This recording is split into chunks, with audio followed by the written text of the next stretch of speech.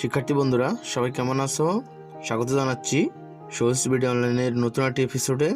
আজকে আমরা আলোচনা করব অষ্টম শ্রেণীর প্যাটার্নের অধ্যায়ের 7 নম্বর অঙ্কটি নিয়ে। আমরা প্রথমে প্রশ্নটি একটু পড়ে নিচ্ছি। নিচের জ্যামিতিক চিত্রগুলো কাঠি দিয়ে তৈরি করা হয়েছে।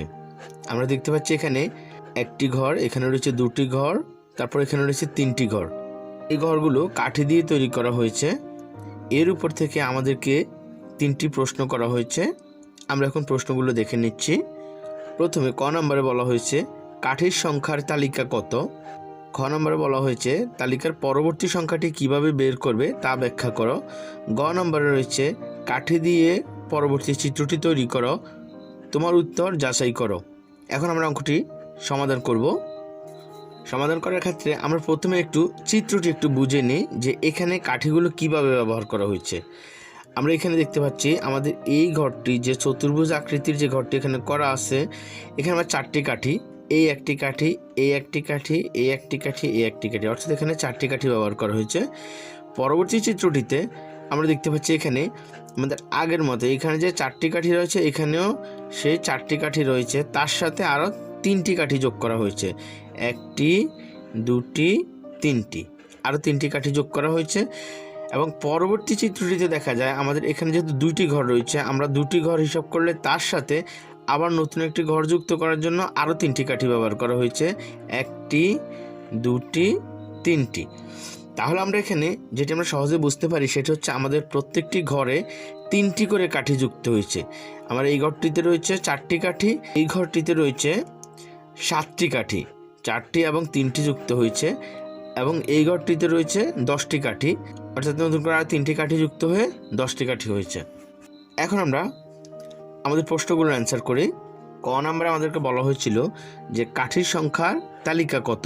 তাহলে আমরা কাঠির সংখ্যার তালিকার ক্ষেত্রে আমরা প্রথমেই বলতে পারি যেখানে প্রথমটিতে রয়েছে 4টি, তারপরটিতে রয়েছে 7টি এবং তারপরটিতে রয়েছে 10টি।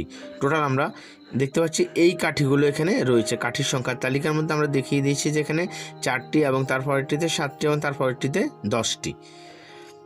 এবার আমরা খ নম্বর প্রশ্নটি অ্যান্সার করব। আমাদের খ নম্বরে বলা হয়েছিল যে তালিকার পরবর্তী সংখ্যাটি কিভাবে নির্ণয় করবে। তা আমরা দেখতে পাচ্ছি যে প্রাপ্ত তালিকা যেটি আমাদেরকে দেয়া আছে সেটি হচ্ছে আমাদের প্রথমটিতে রয়েছে 4টি, পরেরটিতে রয়েছে 7টি, তারপরটিতে রয়েছে 10টি, যেটি আমরা একটু আগে নির্ণয় করেছিলাম এখানে। তাহলে এটি থেকে 4 থেকে 7, অর্থাৎ আমরা দেখেছি আমাদের 3টি করে কাঠি বাড়তেছে। তাহলে 4 থেকে 7 এবং 7 থেকে 10, স্বভাবত আমরা বুঝতে পারি যে আমাদের পরবর্তী সংখ্যাটি হবে 10 থেকে আরও 3 বেশি। আমরা এখানে দেখিয়েছি পার্থক্য সমান 3, 3, অর্থাৎ 7 থেকে 4 বিয়োগ হলে 8 থাকে 3, 10 থেকে 7 বিয়োগ হলে 8 থাকে 3। আমাদের কাঠির তালিকাটি 3টি সংখ্যা করে বাড়তেছে। আমরা এখানে লিখে দিচ্ছি প্রত্যেকবার পার্থক্য 3।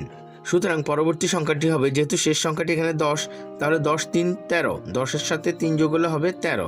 অর্থাৎ আমাদের পরবর্তী যে তালিকাটি যদি আমরা এখানে পরবর্তীতে আরেকটি ঘর আমরা যদি নির্ণয় করি, পরবর্তী তালিকাতে আমার কাঠির সংখ্যা হবে 13টি।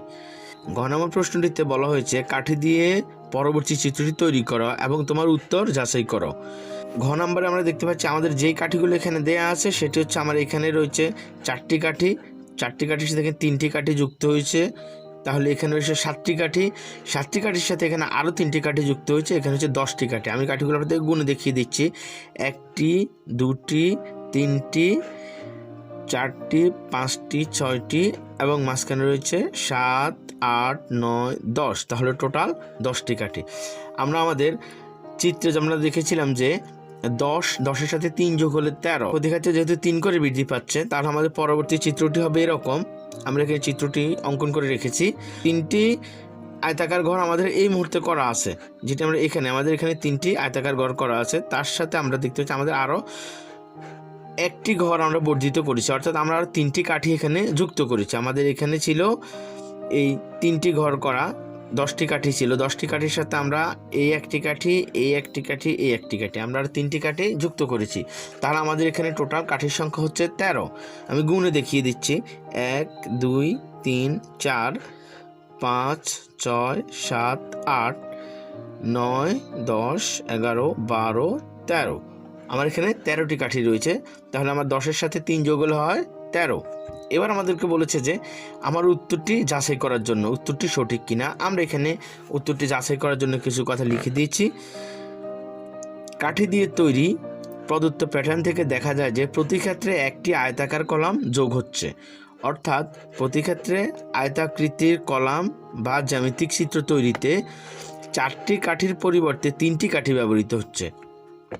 সুতরাং প্রতি ক্ষেত্রে 3টি কাঠি যুক্ত করে পরবর্তী চিত্রটি তৈরি করা হয় বলে তৈরিকৃত জ্যামিতিক চিত্রটি যথাযথ হয়েছে এবং এখানে কাঠির সংখ্যা মোট 13টি হয়েছে, যা আমরা একটু আগে দেখিয়েছি যে আমাদের কাঠির সংখ্যা টোটাল 13টি হয়েছে।